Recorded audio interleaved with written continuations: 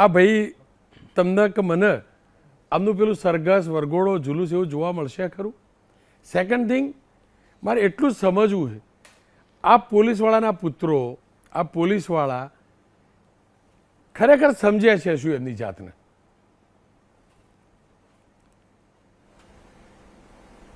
રોનકભાઈ, પહેલી વાત તો એ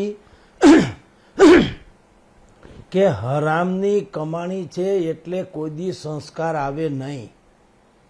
જે તમે વિડીયો બતાવો છો, તમે એ સ્પીડ જુઓ, ક્રેટા કારની સ્પીડ જુઓ, 100-150ની ઝડપે ચાલે અને જો માણસ મરી જાય અથવા તો અથડાઈ જાય તો ઊભા નથી રહેતા. એ સંસ્કારનો પણ છાંટો નથી. શું કામ? કમાણી જ હરામની છે. તમને કહું, રાજકોટમાં ધારાસભ્ય ગોવિંદભાઈ પટેલે પત્ર લખીને કીધેલું કે પોલીસવાળા જમીન મકાન ખાલી કરાવે છે અને હવાલા લે છે પૈસાના.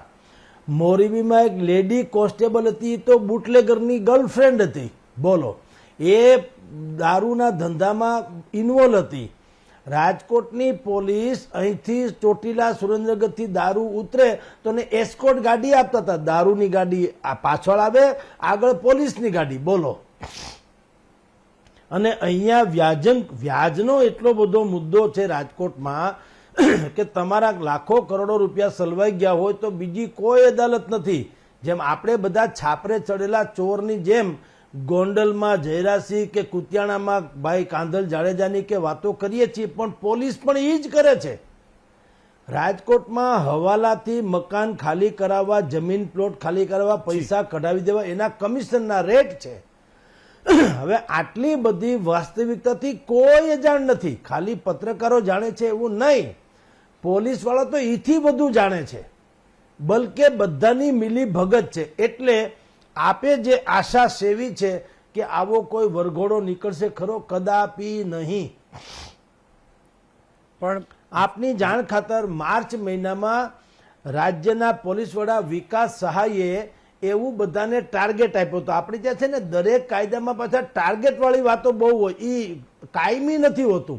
જેમ ભૂવો દાણા નાખો ને ભૂવો ધૂણે, એમ રાજ્યના પોલીસ વડા માર્ચ મહિનામાં ધૂણ્યા હતા. એણે ધૂણીને શું કીધું તું ખબર? 100 કલાકમાં 100 ખાલી 100 કલાકમાં તમામ પોલીસ સ્ટેશને કીધું રાજ્યભરના તમારા પોલીસ થાણાની અંદરમાં આવતા ગુંડાઓનું લિસ્ટ તૈયાર કરો. આપણને એમ લાગ્યું કે બસ હવે રામ રાજ્યને ને ગુજરાતને લગભગ માંડ વેતેક છેટું હોય તો. અને શું થયું? જે નાના નાના લોકો હતા, જેના ક્યાંય છેડા નહોતા હટતા, એના બધાના તળિયા, જેમ અત્યારે આરસી પટેલ સાહેબે કીધું એમ, એના તળિયા પગના ફાડી નાખ્યા. બાકી ડાલા મથાને તો વાળે વાંકો ન થયો. જસદણમાં ગઈકાલની જ વાત કરું, એક મહિલાના ઘર ઉપર, જસદણના પોલાર રોડ ઉપર એક મહિલાના ઘર ઉપર અસામાજિક તત્વોએ, પિતા અને પુત્રએ ત્યાં ધોકાવાળી કરી. આજે એનો વરઘોડો નીકળ્યો. આજે રોનકભાઈ, તમે હું ચર્ચા કરીએ છીએ ત્યારની વાત કરું છું. પણ એવો વરઘોડો ન તો બચ્ચું ખાબડના છોકરામાં નીકળ્યો કે ન ભાવનગરના આજે તમે હું જેની ચર્ચા કરીએ હર્ષરાજસિંહ ગોહિલના, એમાં કોઈનો નીકળ્યો. તમે સમજો.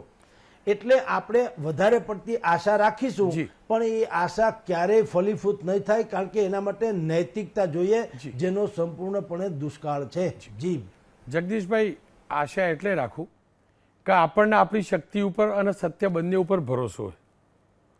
આપણને સત્ય ઉપર પણ ભરોસો છે, ભલે કળિયુગ રહ્યો જગદીશભાઈ, પણ સત્ય ક્યારે હારે નહીં. થોડુંક છુપાઈ શકે ખરું, બરાબર, એટલે ભરોસો હોય. અને હું ફરીથી કહું, આ વ્યક્તિ જે બી પકડાયો ને, આ મિનિટથી જામીન મળશે કે નહીં મળે, જે કોર્ટ નક્કી કરે ત્યાં સુધી નહીં. આખો ટ્રાયલ ચાલે ત્યાં સુધી અમે ફોલોઅપ કરીશું. જેવું તથ્યનું કરતા હતા ને એવું જ આનું કરીશું, આનું વધુ કરીશું. અને કદાચ કોઈ એને મીડિયા ટ્રાયલ ગણો તો મીડિયા ટ્રાયલ અમે એ ટ્રાયલ કરીશું. પટેલ સાહેબ, છૂટ ખરીને મીડિયાને? એમ કહેવાય પેલા 3 પીથી દૂર રહેવાનું. બિલકુલ. પોલિટિશિયન, પોલીસ અને પ્રેસ, બરાબર. પણ અમારો વારો હતો, અમારો તમે તાર આ રીતે વરઘોડો કાઢજો, કોઈ તકલીફ નથી, બરાબર. પણ તમારી બિરાદરીના લોકો, અને વધુ એટલે કહું છું પટેલ સાહેબ, આ વિભાગમાં અનેક પ્રમાણિક અધિકારી છે, અનેક પોલીસ કર્મચારીઓ આખો દિવસ ખરા તડકે ઉભા રહે અને સેવા કરે સુરક્ષા માટે, પણ એની સામે આવા પણ ન્યુસન્સ છે. અને આ ખેલ જે ખરો ને પટેલ સાહેબ, આને પૂરો કરવા કેવી રીતે કરાય મને એક લાઈનમાં સમજાવી દો. આ ખેલ તો પૂરો કરવો પડે. આ જગદીશભાઈ આશા છોડી દીધી, આશા ઠગારી તો ના હોવી જોઈએ.